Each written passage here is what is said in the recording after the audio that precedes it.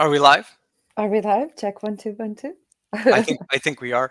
I think I'm gonna retire too when Matt comes back. I've done it 2 weeks in a row now. I think I got it perfect and stuff like that. So I'm gonna walk off like batting 1,000 and just be like, oh well, next time there's a problem, it's gonna be on Matt. So good morning, everybody. Good Welcome morning. to the last Wake Up and Deliver for 2024. You shared last week that we're gonna do a bit of a hiatus and we're gonna come back in January. But just to give everyone a little bit of time around the holidays, figured we're gonna slow down a bit and help build up some new things for January and the new year. You can see that Matt is not with us this morning. So we've got Jess and Kat. I hope that's where you guys see yourself, but that's where you are for me. Yes.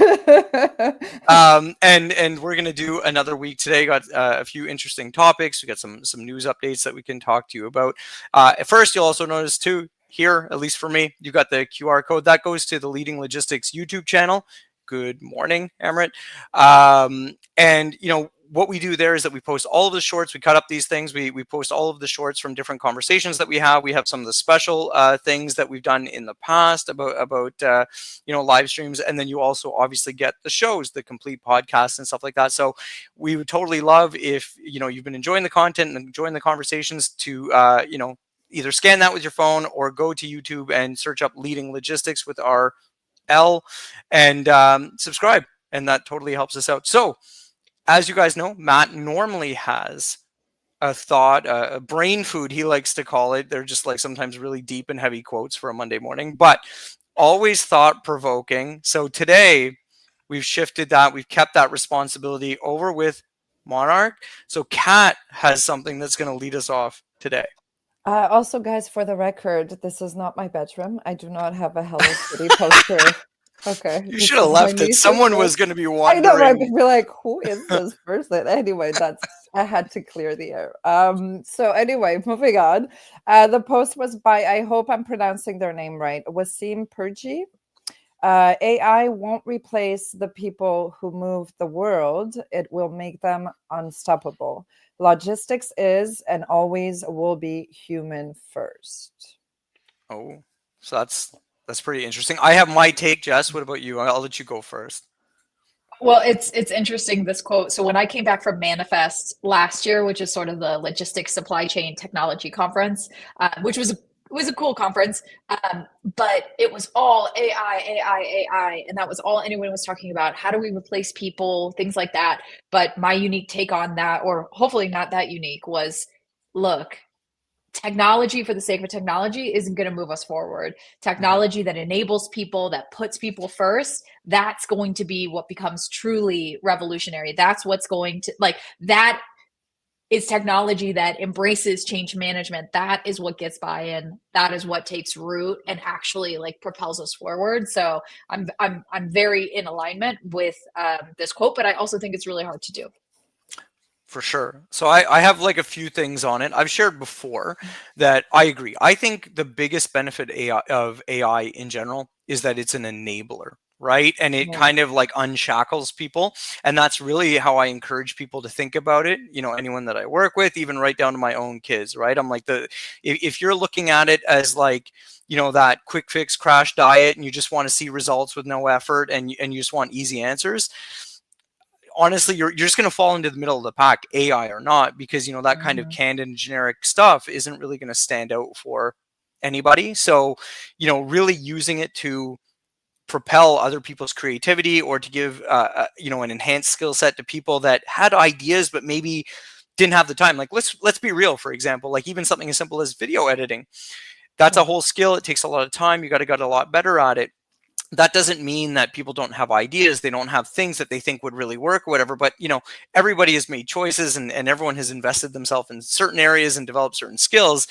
No one has learned everything, so being able to have these tools that then can kind of unlock these things that are sitting in your brain that you maybe didn't have the 10,000 hours of practice, so to Mhm. speak, to get to the level that matches your idea, I think is wildly powerful. And I really encourage everybody to kind of adopt that frame as much as possible and unleash yourself. The only other thing that I caution And this is only because it's a huge pet peeve of mine, especially in logistics, because there's not a day that goes by that I don't get some message about someone being like, hey, partnerships, like, you know, we're tech enabled, AI enabled, we're changing the game, all of these things. I honestly hope you are, like, I really do. But here's the thing. These AI systems, like these real, you know, sort of advanced AI systems that you're seeing, there's only really a handful of them, because, you know, the amount of research that's taken, the amount of compute power, the infrastructure it requires is absolutely massive, right? And someone saying that they've built their own crazy AI by just using the OpenAI API and transacting back and forth with a model that almost everybody else is using, it's like, just please keep in mind the fact that you're not necessarily getting some really wild or proprietary type genie in the bottle stuff necessarily, if everybody is plugging into the same kind of three sources, which is, you know, for the most part is, well, maybe four now. You've got OpenAI, you've got Anthropic, you've got Meta/Facebook and their Llama model, and now you've got like Google and Gemini that are crushing it. Those are some of the, obviously, the bigger ones and more popular ones that a lot of people are building on. So always keep in mind that as much as we'd love to believe that small little startup in their garage has changed the world by creating, you know, their own Cortana or something like that, probably not the case. So those are my thoughts. That was a bit ranty, so I do apologize, but I love this like thought about enablement. You know, when folks use ChatGPT like Google, I'm just like, I don't understand that sometimes, because I was like, no, I learned how to Google search when I was 10 years old, and I have been honing that skill for all of this time. So when someone uses ChatGPT that way, I'm like, I don't get it. But, you know, hey, if you haven't spent the 10,000 hours to learn how to, you know, Google search to a certain level, then yeah, I see how that's going to bridge that gap. And it's about bridging those gaps. I think when we get to more business case uses, we have to remember it's about bridging a gap and not replacing the human element.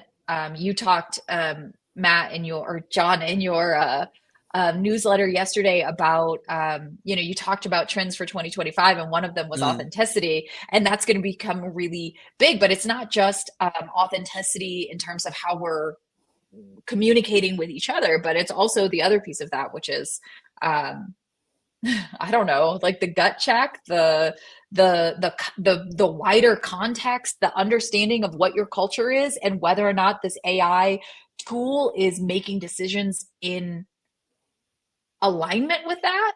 I think those things are going to become very important in a business setting. Yeah, for sure. Well, because I mean, think about it, right? Like I often joke around about, like, you know, you could put a paintbrush in my hand, but I wasn't necessarily going to be like a Da Vinci or Picasso immediately or something like that.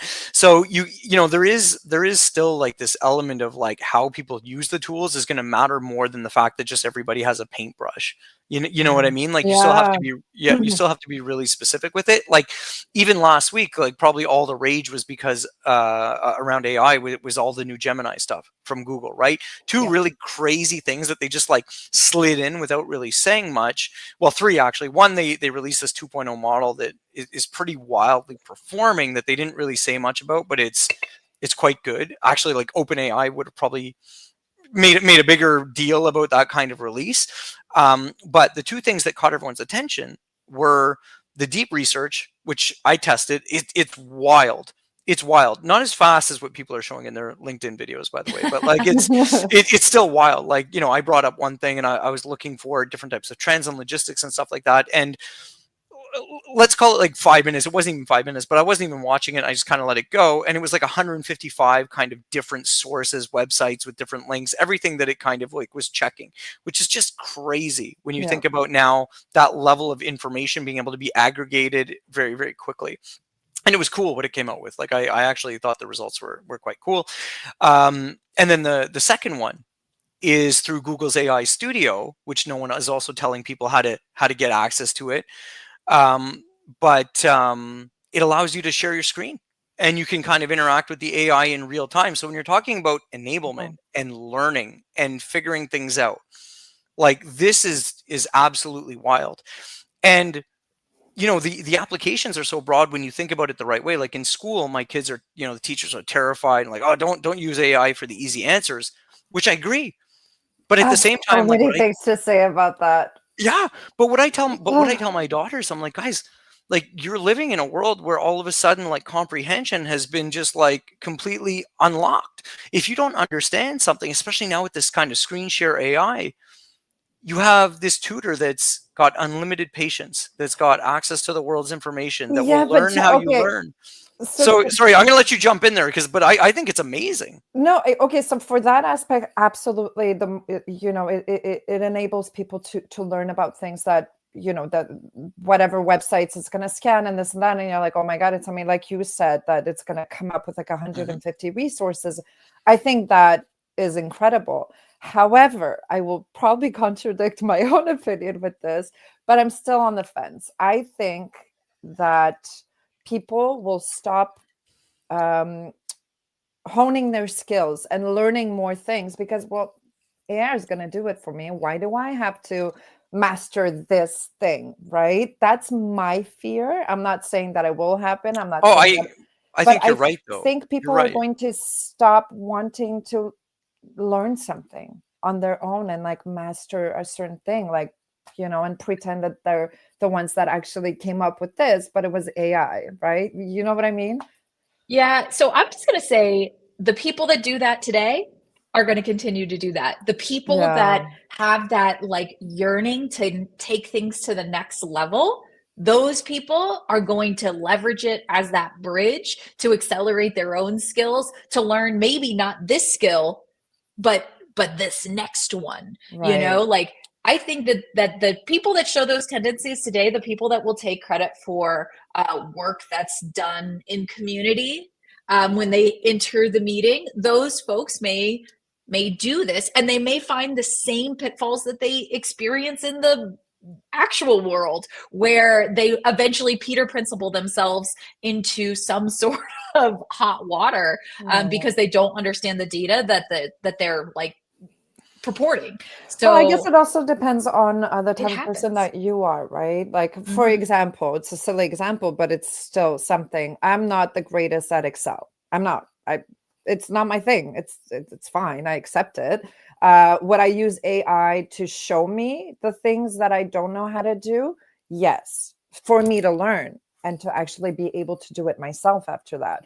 Would I use AI to create these documents for me? No, because it's just, then I still wouldn't know how to perform the task, right? I guess it's a thing of a choice, maybe, if you want to learn it or have it done for you. I guess there's a difference there, of course. But anyway, Well, that's but sorry, so now we'll actually tie it back in for everybody and kind of like, so this is AI, but we're like a logistics show, and we're like logistics and operations people. So like, what's this about? But Jess, I really love your idea there, because so much about what's coming about AI and logistics or supply chain in general yeah. is kind of continuing to go down this path that is like honestly the biggest irritant for me. Like I find it wildly insulting as someone who gave probably too much of their their life towards work and stuff like that, and allowed it to have a negative impact in some ways on my life, that we people in logistics and operations, like we weren't having a hard time because we didn't understand how to manage a transaction.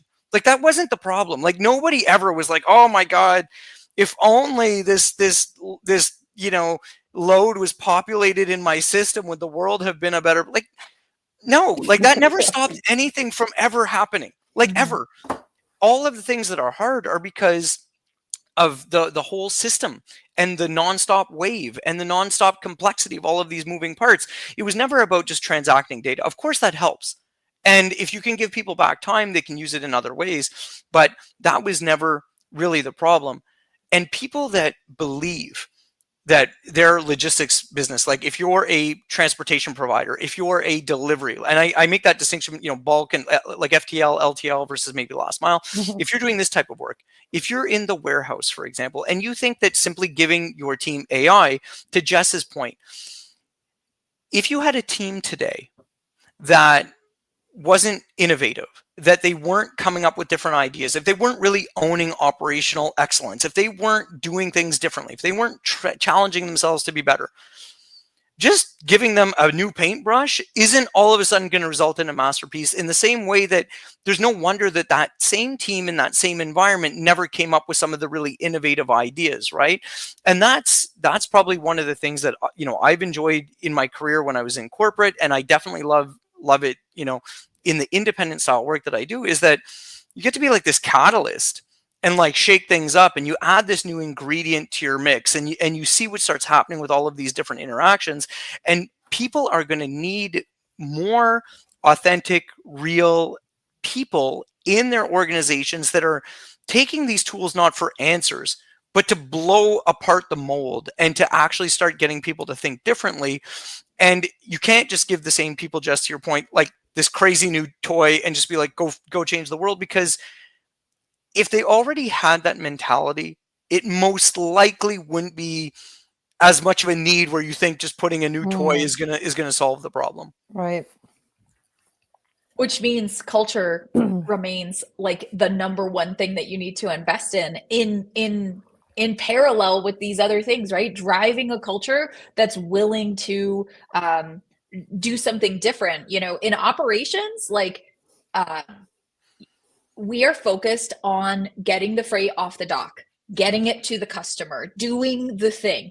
Anything that jeopardizes that, even for long-term gain, is something that will get backburnered unless you have a dedicated culture of innovation, unless you are implementing this with like the people in mind. So I think it's a huge potential pitfall where you're going to invest a ton of money and you're not going to see things get over the goal line. You're not going to get implemented. You're not going to get your ROI because you haven't laid the groundwork, the foundation. And I think that's probably what we'll see when we had all of the chatter like 2, 3, 4 years ago about blockchain. Blockchain was going to revolutionize everything. Blockchain. You couldn't go like 10 minutes on LinkedIn without seeing something blockchain related.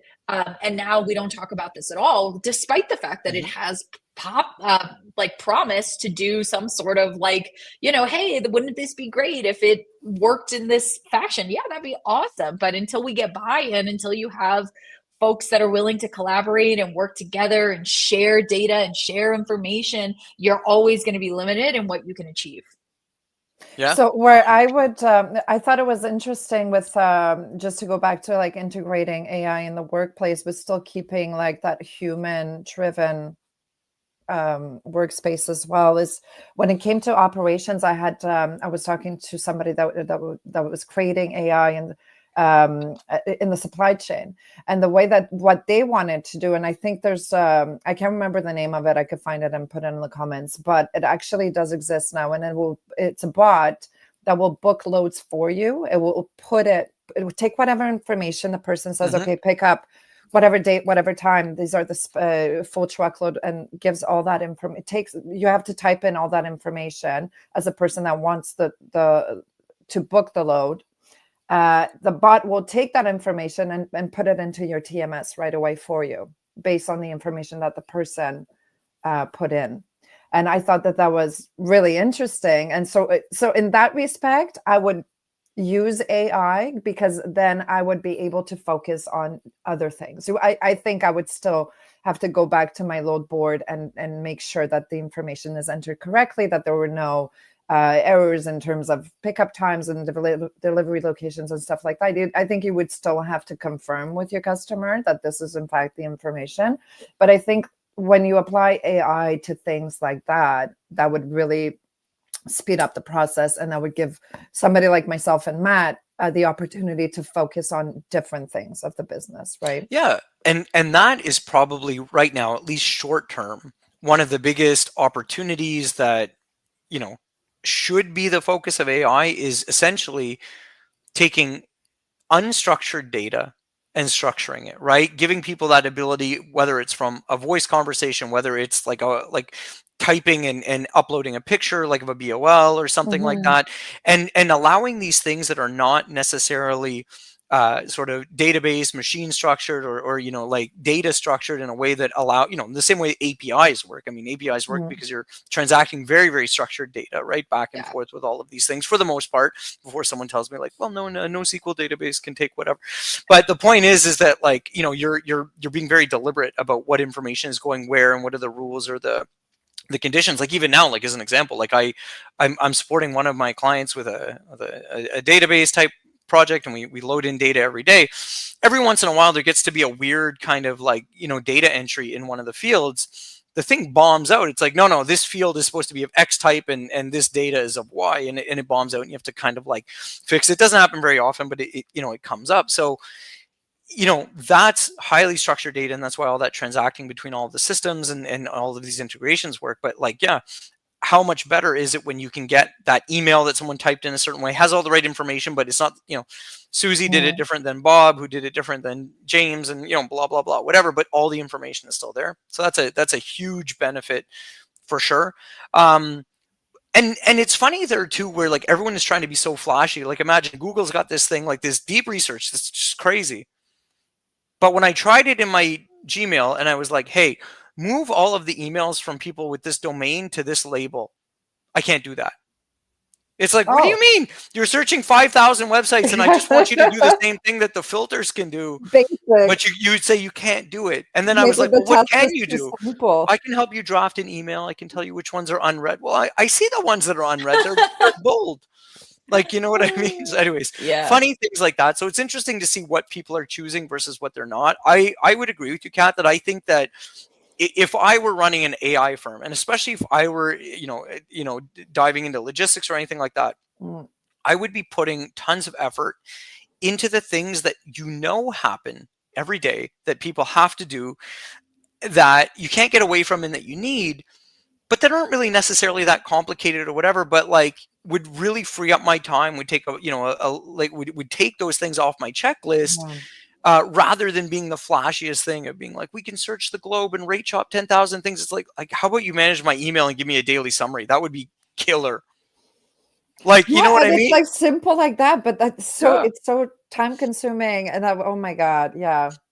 But I mean, also like these language models or whatever, where they can take the unstructured data and put it in. I was like, that reduces a huge lift on integration, which then gives smaller carriers and smaller providers an opportunity to service big organizations that require that level of integration. If you can do it without having to actually create the connections, like, whoa, like that's huge. Exactly. And the interesting thing is that like kind of I've held for a while now. I think the first time I wrote about it was like maybe a year ago or whatever, but I really think that that's going to be one of the biggest shifts when it comes to logistics, is the fact that we kind of had the rise of all of these platforms, these aggregators who did all of the work of making these connections, and you had to go to so and so. But as you shift from sort of the old guard into the new generation, whether it's a 3PL, whether it's a transportation or delivery provider, for example,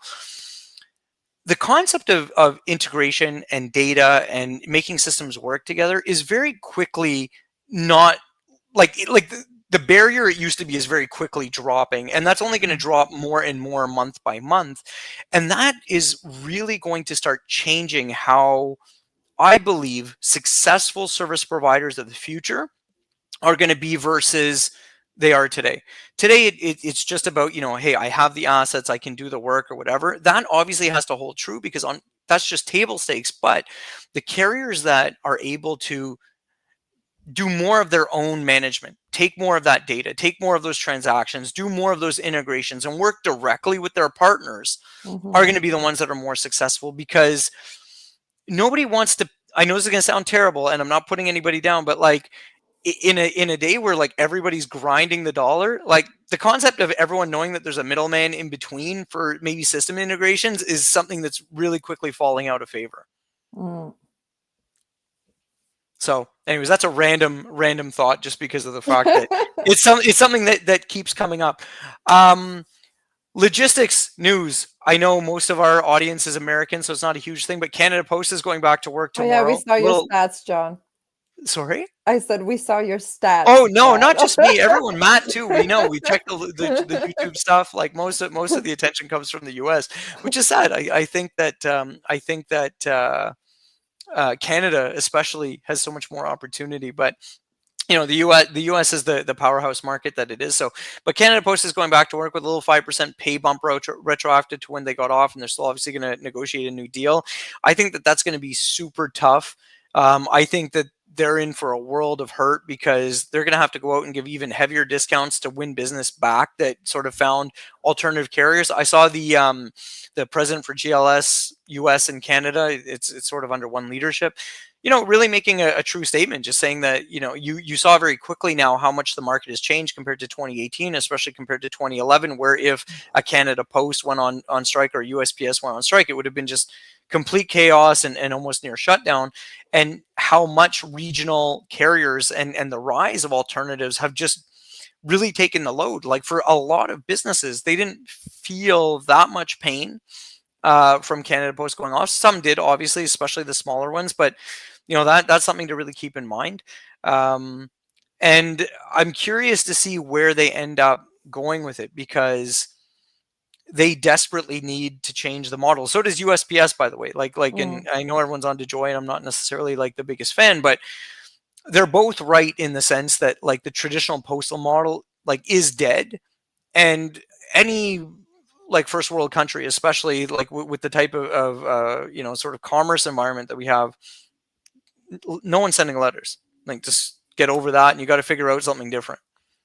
Yeah, but it's funny because I had made a comment to Jess earlier. We were on the pre-show. We were talking about Canada Post, and I'm like, I have about 70 Christmas cards that are waiting to be sent out. I'm like, well, what's going to happen to that? But I do agree. I mean, you're right though in that respect, where I haven't sent a letter in a very long time, to be honest, nor have I received one unless it's a freaking bill. Right. But now everything's gone digital too. You could download a phone bill or whatever via an app or get it through your emails. But I mean, I think it's not dead. I think that the mentality behind sending a letter changed. If you guys hear a cat in the background, my apologies. We don't hear a cat. That would be a pretty vicious meow if that cat was coming through. Your health and safety would be at risk. Yeah, it wouldn't be a cat. It would probably be a lion back there. By devil AI. I don't send much mail either, and everything that comes into the mailbox goes straight into the recycle for the most part, unless it's like a credit card or something like that. I was like, honestly, I don't need these physical credit cards anyway, because it's all on my phone. Like, there is no need for mail, except for I'll send birthday cards and I'll send Christmas cards, and I don't even like buy them and then put them in the mail. I like use an app to then print and automatically mail these items for me. So like, I mean, I think that sort of like daily delivery model like definitely needs to be rethought. And how DeJoy and Canada Post is doing those things is interesting, and we'll have to see how that plays out. But like, positioning yourself as a package delivery provider is definitely what makes sense, and to stop being in bed with your competitors.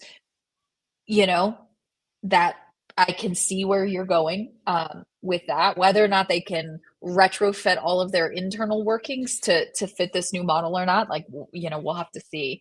But I think it's interesting, the deep discounts. So UPS almost went on strike 15 months ago, and they're still paying the price for almost striking. What is Canada Post going to have to pay for striking for an entire month? Like, that's a great point, John. Oh yeah, it's just not going to be good for them. And I mean, the unfortunate thing though too is that then it's going to have ripple effects for everybody, because the second that you have anyone, whether it's in Canada or in the US, that all of a sudden has to have business, and this is something that I've shared too, even with UPS and FedEx and even Amazon, but Amazon's a little bit different, but with their shipping, is that when you have an organization that literally has billions of dollars of infrastructure, like there's only so long that you're going to allow someone else to eat your lunch. And this is one thing that I often kind of share when working with like regional service providers, whatever, especially in the delivery space or whatever. It's like you can sell on low cost, but if that's like your value proposition and that's how you're getting customers to say yes, like what are you going to do when FedEx comes in and essentially matches you or is charging maybe 10 cents more, whatever it is, but they can go everywhere. One invoice, national, you can't be national. You've cobbled together a few different things. It's like selling on price is just the worst thing that anyone can do long term. When you're competing against people that have so much incentive, like FedEx and UPS are massive UPS company, or sorry, massive public companies. They have like essentially a responsibility to shareholders to keep paying dividends and keep growing, keep having, keep being profitable in some ways. So it's like they're not just going to continue to allow themselves to be eroded. They literally can. I mean, you saw what happened earlier in the year. People trying to sue UPS for being like, "Oh, you gave shady guidance on one of your calls," right? So there's going to be massive cost pressure in 2025, right? Canada's going to see it because Canada Post is going to come out and they're going to offer really low rates to get people to come back because they have to pay for the machine. UPS and FedEx have been giving absurdly ridiculous rates to people in the last few months. I don't see that stopping as everyone's fighting for share. You've got Amazon shipping in there. You've also now got regional carriers, like asset-based carriers that have like put together a consortium of partnership, sort of activity. It's going to get really tough to just attract business on, just because like options, shippers they're not lacking options. So it's like, what are you doing differently and how are you actually bringing them more value? Because essentially everybody can do it on price and almost everybody is.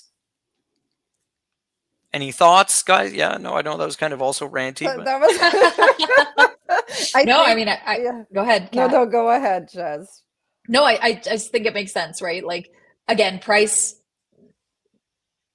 always has a floor, right? Like value can go in so many different directions. So you give yourself the opportunity to do more if you focus elsewhere. Being price competitive is, as you say, is table stakes. Like it just is what it is. So you have to find what your value proposition is outside of cost, because otherwise you will put yourself out of business on the long term. I'm interested to see what happens as some of the postal consolidators exit the market, not being able to enter at the DDU, like this is a USPS thing, and having to inject further up. If they're doing this consolidation from Asia or other parts of the world into the US, okay, you still have a value proposition. If you're a domestic carrier, though, that value proposition is being eroded. So to see what DHL e-commerce and some of these other guys come up with in light of what DeJoy is doing in 2025 is something I'm going to watch, and something I think will actually increase price for some folks, even if the overall trend is coming down. Yeah, no, for sure. Okay, we are a little bit over. So what are you guys thinking? Closing thoughts. 2024 is coming, is quickly coming to a close. We got another 15 days, 2 weeks or so. And then right back into 2025, brand new year, pretty much everybody resets. Like, what are you guys thinking, seeing, general thoughts on 2024 or any predictions for 2025?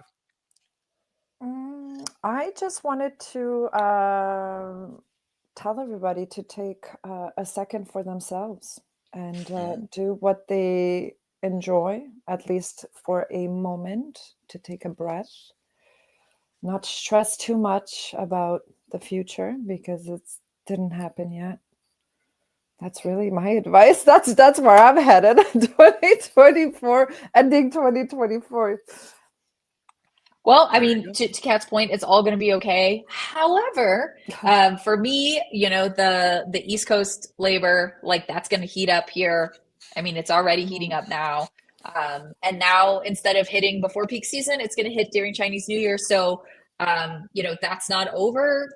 Hopefully you've enacted strategies that you kept throughout the last 3 months, but continue to keep an eye on those things, diversify your network. Sometimes you got to give up a little cost savings now to have a more robust and resilient supply chain. But, those are the kinds of conversations that you as a supply chain person or a logistics person need to be driving internally. And I would just recommend that people keep their eye on that. Yeah. My last thing to close off for everyone to remember is there's a lot of trends, that are bubbling up. You've seen a lot of things over and over, right? We've seen like a logistics market and a system where, labor compensation, labor disputes, capacity, all of these things are being challenged, right? The port strikes, sort of obviously USPS, Canada Post having their own challenges. UPS obviously had a very rich contract this year. You see FedEx doing a lot of consolidation. So you have these massive organizations, not to mention, Amazon and Walmart. I mean, Walmart has actually been crushing it and been really making a splash. So you have all of these big trends where people are understanding the pressures in the market. They need to be able to keep delivering. To do that, they need more and more volume. They need to keep ramping up that density to be able to make those unit economics make sense. So that's a really big one. I think it would also be pretty clear if you're a retailer or if you're a brand that everybody's looking to sell more stuff. You've got continued pressure coming in from Asia, for example, with different types of goods. People have bought into that. They'll find a way to keep buying. You have the rise of social commerce, and what's that going to do in terms of finding, sort of trendy and innovative products that people will want very quickly, but then may fall off, and how are you going to compete for attention? And then on top of it, everything that you've been seeing with respect to connecting with consumers and getting there, where it's like, oh, well, now shift from a big marketing and ad strategy to a content strategy. Now that's also going to come under fire as like AI just dilutes that like crazy, because the thing is that nobody wants to be seen as fake or inauthentic or unremarkable.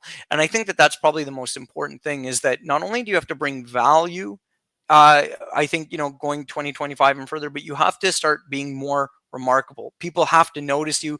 So much content, so many options, so many different providers. If people don't have a reason to remember you and to think about you, it's going to be a really tough go to get that attention and to get that business at whatever part of the chain that you're in. So some stuff to think about, not quite as bubbly and happy as Kat, so I do apologize for that, but hopefully it gets those creative juices I love flowing. how mine was very like, just chill like guys, and you la la la. Yeah. Balance. It's all about balance. You There gotta you go. sit on both sides of the teeter totter. Awesome. Well, I want to thank everybody for tuning in every week and for following on the YouTube. Again, you can follow us right there. That really helps everybody a lot. We'd love it. We're going to continue doing a lot of new things in the new year.